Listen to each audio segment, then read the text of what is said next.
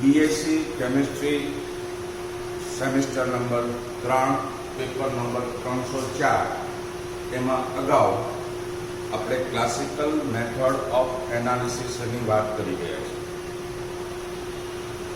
મેં તમને અગાઉ પણ કીધેલું છે એટલે ક્લાસિકલ મેથડ ઓફ એનાલિસિસની જે જુદી જુદી પદ્ધતિઓ છે એ પદ્ધતિઓને લક્ષ્યમાં રાખી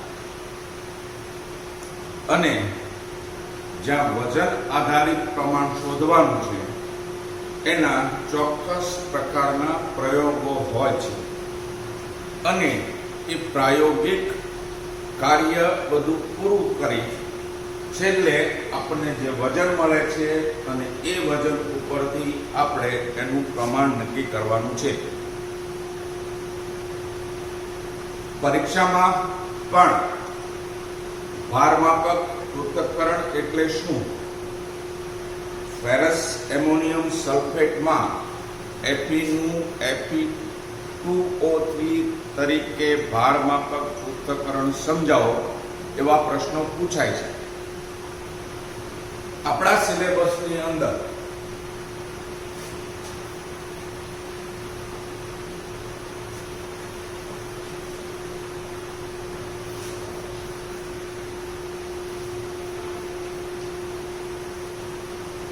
જે પેપર નંબર 304 છે અને એ પેપર નંબર 304 ની અંદર ક્લાસિકલ મેથડ ઓફ એનાલિસિસ ની અંદર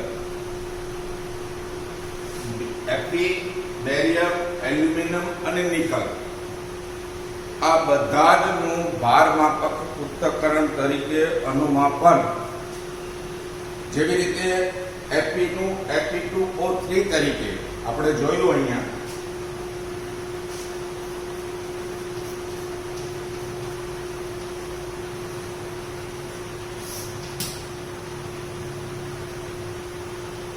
Fe નું Fe2O3 તરીકે અગાઉના આપણે લેક્ચરમાં સમજાવી દીધું છે કે ભારમાપક પૃથક્કરણ પદ્ધતિથી Fe નું Fe2O તરીકે પૃથક્કરણ સમજાવો.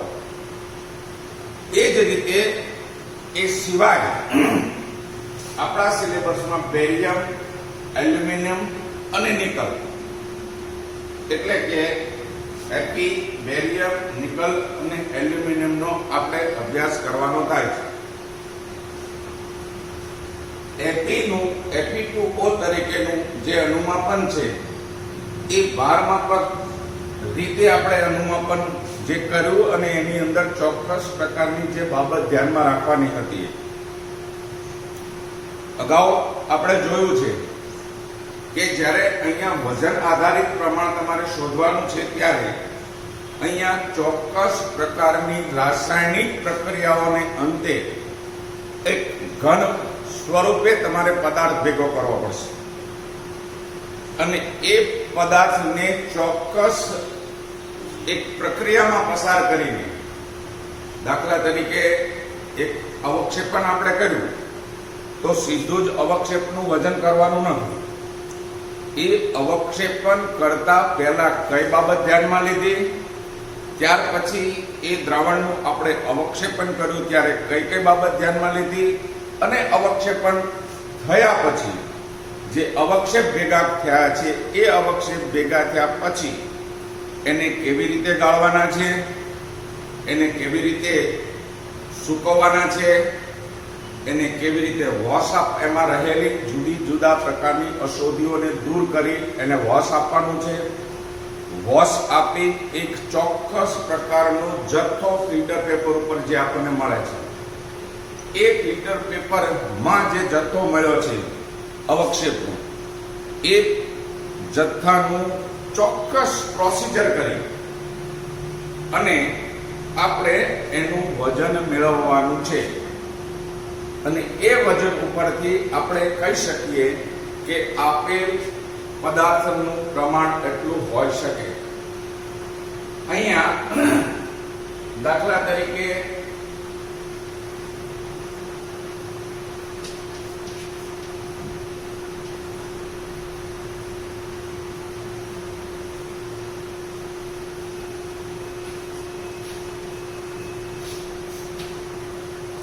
અગાઉ આપણે Fe નું જોઈ ગયા છે. એ જ રીતે બેરિયમ. તો બેરિયમનું ભારમાપક પૃથ્થકરણ કરવા માટે આપણે બેરિયમ સલ્ફેટના અવક્ષેપ મેળવવા જરૂરી છે. અને એ અવક્ષેપ મેળવવા માટે એક પદ્ધતિ છે. એ પદ્ધતિને ફોલો કરી અને જે અવક્ષેપ મળ્યા છે એ અવક્ષેપને એક પછી એક સ્ટેપમાં આગળ વધી અને છેલ્લે એનું આપણે વજન કરવાનું છે. જે દ્રાવણ આપેલું છે એ દ્રાવણ અગાઉ આપણે જોયું ભારમાપક પૃથ્થકરણની અંદર કે જ્યારે ભારમાપક પૃથ્થકરણની અંદર જે દ્રાવણ તમે વાપરો છો એ દ્રાવણ અતિ મંદ હોવું જોઈએ. એટલે દાખલા તરીકે જે દ્રાવણ આપણને આપ્યું છે એ દ્રાવણનું 25 ml આપણે લઈએ છીએ. એનું પાછું આપણે 250 ml બનાવીએ છીએ અને એ 250 ml માંથી આપણે 50 ml દ્રાવણ લેવાનું. એ દ્રાવણની અંદર આશરે 100 ml ડિસ્ટિલ વોટર ઉમેરવાનું છે. અહીંયા આપણે બેરિયમ સલ્ફેટની વાત કરીએ છીએ. અગાઉ Fe ની વાત કરી હતી, અહીંયા બેરિયમ સલ્ફેટની વાત કરીએ છીએ. એટલે કે જે દ્રાવણ આપ્યું છે એ દ્રાવણમાંથી 25 ml લઈ એનું 250 મેજરિંગ ગ્લાસ વડે બનાવવાનું છે. એ 250 માંથી આપણે 50 ml દ્રાવણ લેવાનું છે. 50 ml દ્રાવણ લઈ અને એમાં 100 ml ડિસ્ટિલ વોટર ઉમેરવાનું. જ્યારે ભારમાપક પૃથ્થકરણની તમે વાત કરો છો ત્યારે ભારમાપક પૃથ્થકરણની અંદર ચોક્કસ પ્રકારના એક નિયમો છે. અવક્ષેપ તમને મળવા જોઈએ. એ અવક્ષેપનું પાછું કલીલમાં રૂપાંતર ન થાય એનું પણ ધ્યાન રાખવાનું છે.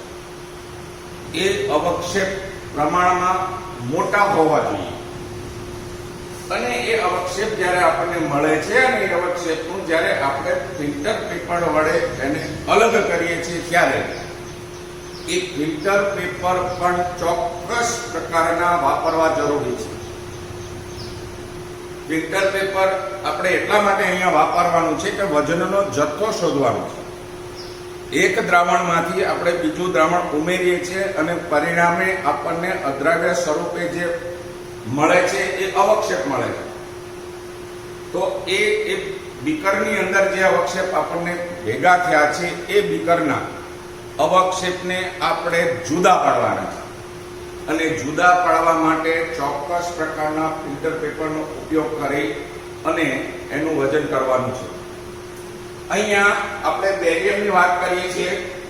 25 ml દ્રાવણ લીધું, એનું 250 બનાવ્યું. 250 માંથી આપણે 50 ml લીધું અને 50 ml લીધા પછી એમાં આપણે ડિસ્ટિલ વોટર ઉમેર્યું છે. આ ડિસ્ટિલ વોટર ઉમેર્યા પછી એને સહેજ ગરમ કરવાનું છે. એ ગરમ કરેલા દ્રાવણમાં બીજા સહેજ ગરમ કરેલા દ્રાવણ H2SO4 ઉમેરવાનો છે. આ જે દ્રાવણ લીધું છે એ દ્રાવણને સહેજ ગરમ કરી ગરમ H2SO4 જ્યારે તમે ઉમેરશો ત્યારે અહીંયા ચોક્કસ પ્રકારનું અવક્ષેપન થશે અને એ અવક્ષેપ આપણે ભેગા કરવાના છે. ભેગા કર્યા પછી વોટમેન ફિલ્ટર પેપર વડે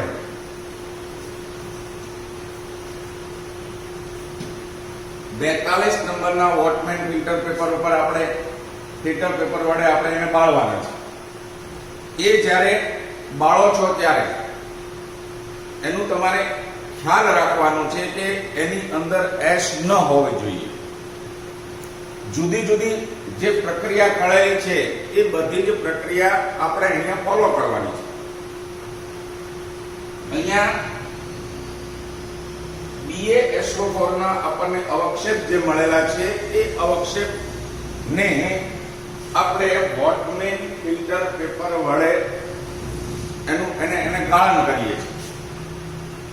એને ગાળણ કર્યા પછી એની અંદર ચોક્કસ પ્રકારની અશુદ્ધિઓ હોય છે અને એ અશુદ્ધિઓને આપણે દૂર કરવાની હોય છે. અગાઉ આપણે જોયું અહીંયા કે એની અંદર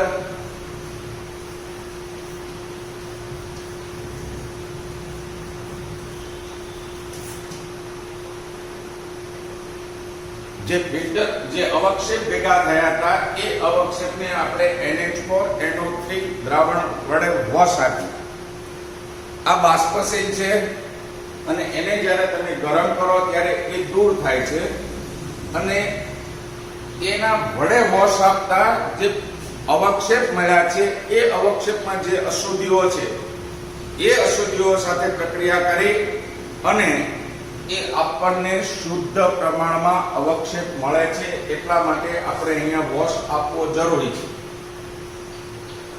અહીંયા 42 નંબર ઉપર ફિલ્ટર પેપરને આપણે વોશ આપવાનું અહીંયા ફિલ્ટર કર્યું છે.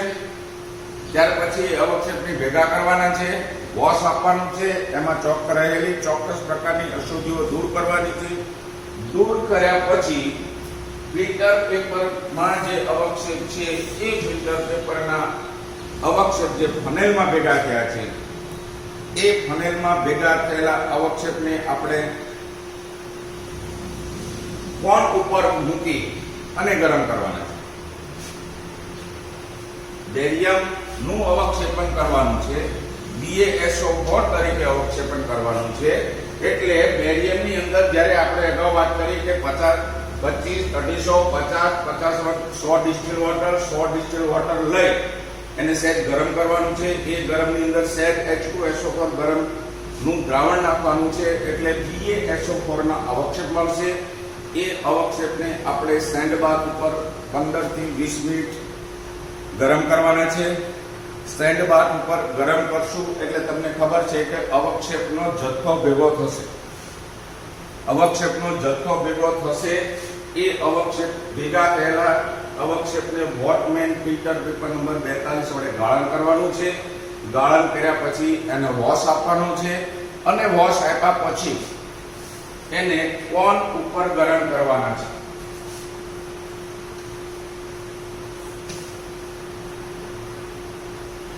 કોન ઉપર ગરમ કરશો ફનેલ સાથેના અવક્ષેપને એટલે ફનેલની જે ફિલ્ટર પેપર છે એ ફિલ્ટર પેપરની અંદર અવક્ષેપ ધીમે ધીમે સુકાવા માંડશે અને તમને ખ્યાલ આવશે કે અહીંયા અવક્ષેપની પોપડી બાજેલી છે.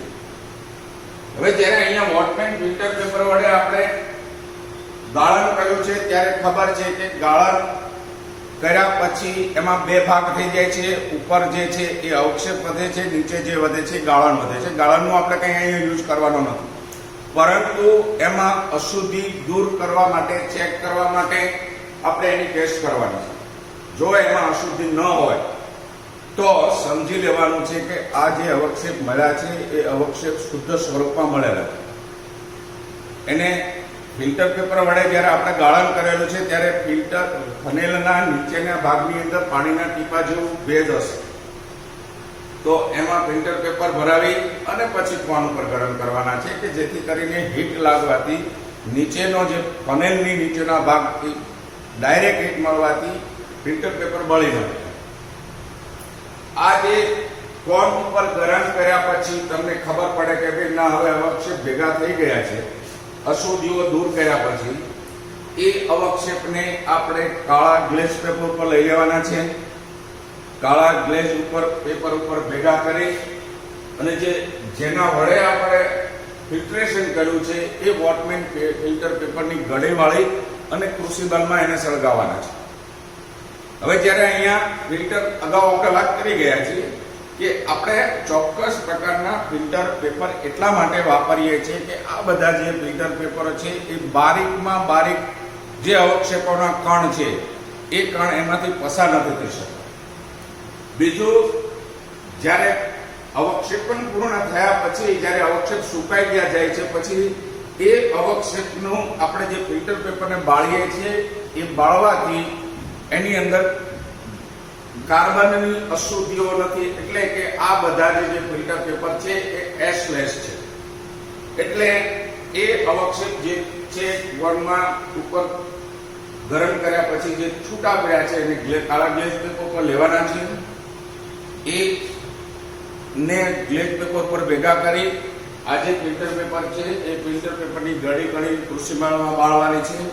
એ બાળી ગયા પછી જે ગ્લેઝ પેપર ઉપર જે અવક્ષેપ છે એ અવક્ષેપને ભેગા કરવાના છે. ભેગા કર્યા પછી ફરીથી પાછું અવક્ષેપ પર ફિલ્ટર પેપરને બાળ્યા પછીનું જે એમાં રેસિડ્યુ વધ્યો છે એની અંદર બાળેલા ફિલ્ટર પેપરનું જે ક્રુસિબલમાં છે એમાં આપણે ગ્લેઝ પેપર ઉપર જે અવક્ષેપ લીધેલા છે એ અવક્ષેપને આપણે ફરીથી પાછા ગરમ કરવાના છે. તમને ખ્યાલ આવે કે ભાઈ હવે આ અવક્ષેપ સુકાઈ ગયા છે, ત્યાર પછી એનું આપણે વજન કરવાનું છે અને એ વજન ઉપરથી આપણે એનું પ્રમાણ શોધી શકીશું. એ જ રીતે આપણે એલ્યુમિનિયમનું જોઈએ.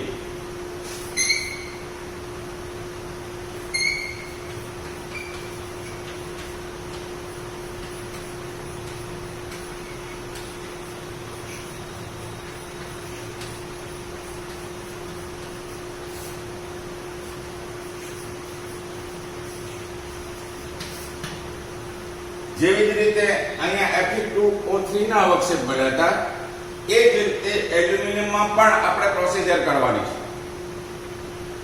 છે કે મૂળ દ્રાવણ જે લીધેલું છે એ મૂળ દ્રાવણની અંદર આપણે 50 ml દ્રાવણ લેવાનું છે, એમાં 100 ml ડિસ્ટિલ્ડ વોટર નાખવાનું છે અને પછી અહીંયા 2 થી 3 ટીપા 25 250 માંથી 50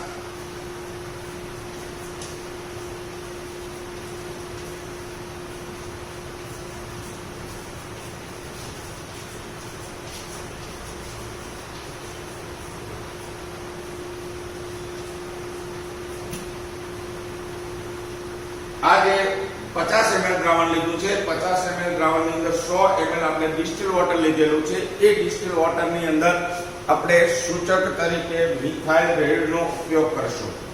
એટલા માટે મિથાઇલ રેડનો ઉપયોગ કરશું કે 5.5 થી 7.5 pH વચ્ચે એનું સંપૂર્ણપણે અવક્ષેપન થશે અને એ લીલો રંગ મળશે. અને એમાં જ્યારે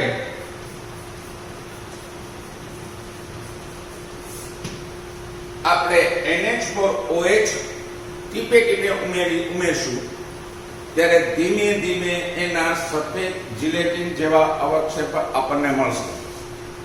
અને એ બધા અવક્ષેપ ભેગા થયા પછી અગાઉ જે આપણે પ્રક્રિયા કરી હતી કે આને પાછું સેન્ડ બાથ ઉપર ગરમ કરવાનું છે.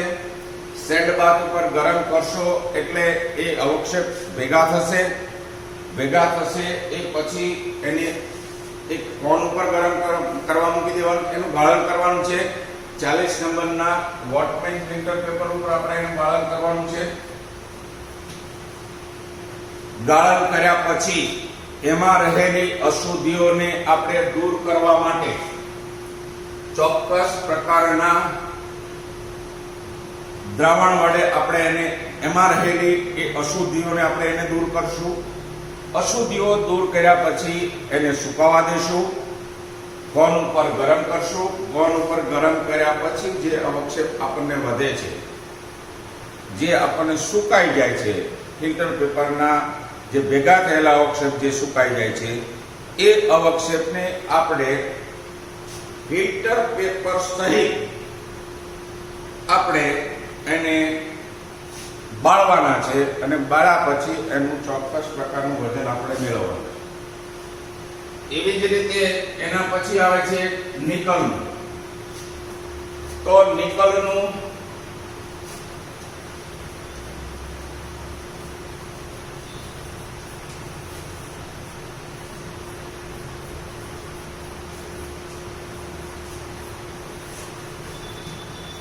આલ્કોહોલમાં બનાવેલું ડાયમિથાઇલ ડાયઝોઇનનું દ્રાવણ ના નિકલ સાથે પ્રક્રિયા કરવાની છે.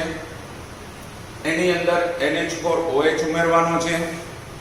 NH4OH ઉમેર્યા પછી ધીમે ધીમે આપણે એની અહીંયા પ્રક્રિયા કરવા થાય એટલે અહીંયા એના નિકલ ડાયમિથાઇલ ગ્લાયોક્સાઇડ જે આપણને અવક્ષેપ મળે છે એ અવક્ષેપને આપણે વજન કરવાનું છે. અહીંયા જે આપણે દ્રાવણ લીધેલું છે જેમ અહીંયા કીધું તેમ 25 માંથી 250 માંથી 50 ml એ જે દ્રાવણ લીધેલું છે એ દ્રાવણની અંદર આપણે સહેજ એસિડિક થાય ત્યાં સુધી એસિડિક માટે H2SO4 છે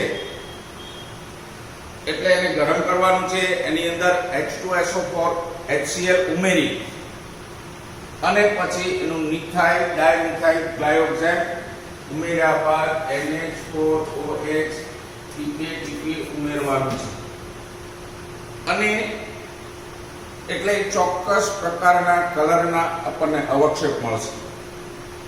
ફરીથી એ ફિલ્ટરને વોશ આપવાનો છે.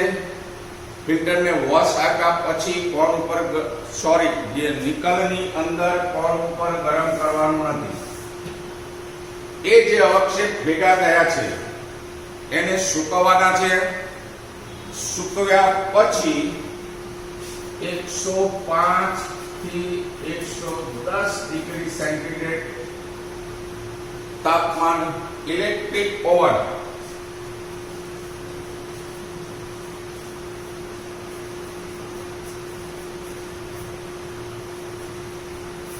ઓવનમાં મૂકવાનું છે અને એક ઇલેક્ટ્રિક ઓવનનું ટેમ્પરેચર 105 થી 110 સેન્ટીગ્રેડ હોય એ જોવાનું છે. હવે એમાં ઇલેક્ટ્રિક ઓવનમાં મૂક્યા પછી તમને લાગે કે નાના હવે અવક્ષેપ ઓવરનાઇટ મૂકવાનું છે, તમને લાગે કે હવે અવક્ષેપ સુકાઈ ગયા. સામાન્ય રીતે આપણે પ્રેક્ટિકલની અંદર ઓવરનાઇટ મૂકવાનું કરીએ છીએ પણ પરીક્ષાની અંદર આપણે ઓવરનાઇટ મૂકતા નથી. ત્યારે એ જે અવક્ષેપ જે સુકાઈ ગયા છે ઓવનમાં મૂક્યા પછી 105 થી 110 ડિગ્રી વાળા ઇલેક્ટ્રોડ ઓવનમાં ટેમ્પરેચર સેટ કરવાનું છે. એ ગરમ કર્યા પછી આનું અવક્ષેપનું વજન કરવાનું છે. પરંતુ નિકલના અવક્ષેપ જે મળે છે એ અવક્ષેપણ કર્યા પછી વજન જુદા પ્રકારનું છે. જ્યારે નિકલનું ડાયમિથાઇલ ગ્લાયોક્સાઇડ અને NH4OH ઉમેરતા જે અવક્ષેપ મળે છે એ અવક્ષેપને આપણે ફિલ્ટર પેપર વડે ગાળવાના છે. અગાઉ મેં તમને કીધું કે આમાં પણ આપણે ફિલ્ટર પેપર ઉમેરતા હતા, આમાં પણ ફિલ્ટર પેપર રાખતા હતા, આમાં પણ ફિલ્ટર પેપર રાખતા હતા. આ બધા જ ફિલ્ટર પેપરને આપણે અલગ કરીને અહીંયા સાથે આપણે બાળતા હતા, અહીંયા અલગ કરીને આપણે બાળતા હતા અને એ બાળ્યા પછી એનું આપણે વજન કરતા હતા. હવે ફિલ્ટર પેપર ને બાળી અને એમાં પાછા અવક્ષેપ મૂકી એને વજન કરતા હતા. પરંતુ નિકલની અંદર અહીંયા કાઉન્ટર પોઈન્ટ ફિલ્ટર પેપરનો ઉપયોગ કરવાનો છે. Counter point paper filter paper એટલે કે બે ફિલ્ટર પેપર જે હોય એ સમાન વજનના લેવાના છે. ઇલેક્ટ્રિક બેલેન્સ હોય, ઇલેક્ટ્રિક બેલેન્સ ઉપર તમારે જોઈ લેવાનું છે. બંને જે પેપર લ્યો છો એ કાઉન્ટર પોઈન્ટ જેને કહીએ છીએ આપણે, એ સમાન વજનના હોય છે. એ સમાન વજનના ફિલ્ટર પેપર બે ભેગા જે થાય છે એ બે ફિલ્ટર પેપર ભેગા કરીને પેનલમાં મૂકવાના છે અને પછી અવક્ષેપણનું ગાળણ કરવાનું છે. અવક્ષેપનું અલગીકરણ કરવાનું છે. એ ગાળણ કર્યા પછી એક ફિલ્ટર પેપર ઉપર જે બે ફિલ્ટર પેપર ઉપર આપણે નિકલ BMG નું જે અવક્ષેપ મળ્યા છે એ અવક્ષેપ બે ફિલ્ટર પેપર હશે. કાઉન્ટર પોઈન્ટ કરીને બંને ફિલ્ટર પેપરનું વજન સમાન હોય એટલા માટે એ ઓવનમાં મૂક્યા બાદ જ્યારે અવક્ષેપ ચોક્કસ પ્રકારના સુકાઈ જાય ત્યારે જે બે ફિલ્ટર પેપર છે એમાંથી એક ફિલ્ટર પેપરનું વજન બીજી સાઈડ, ખાલી ફિલ્ટર પેપરનું વજન જુદી સાઈડમાં રાખવાનું છે અને એકમાં ફિલ્ટર પેપર અને અવક્ષેપનું વજન કરવાનું છે. આ નિકલના પ્રેક્ટિકલની અંદર ફિલ્ટર પેપરને ક્યાંય બાળવાના નથી અને એ કાઉન્ટર પોઈન્ટનો ફિલ્ટર પેપરનો ઉપયોગ કરી અને આપણે નિકલના જે DMG-ના નિકલ ડાયમિથાઇલ ગ્લાયકોજેનના જે અવક્ષેપ મળ્યા છે એ અવક્ષેપના વજન ઉપરથી આપણે એનું પ્રમાણ નક્કી કરીશું.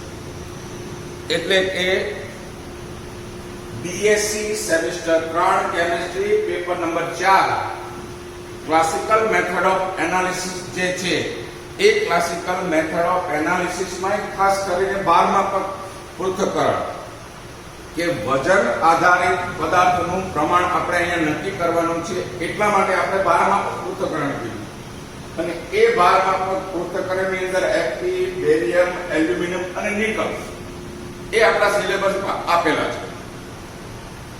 Fe નું આપણે પ્રશ્ન સહિત એનો અભ્યાસ કરી ગયા છે. એવી રીતે બેરિયમ, એલ્યુમિનિયમ અને નિકલ એના ચોક્કસ પ્રકારની એક રાસાયણિક પ્રક્રિયા, એક પ્રાયોગિક પદ્ધતિથી કરી અને છેલ્લે આપણે એના અવક્ષેપ જે મળીએ છીએ એ અવક્ષેપના વજન ઉપરથી આપણે એનું પ્રમાણ નક્કી કરીએ છીએ અને એને આપણે 12મા પૃથ્થકરણ કરીએ છીએ. નેક્સ્ટ ટાઈમ બીજું આપણે આગળ લઈશું.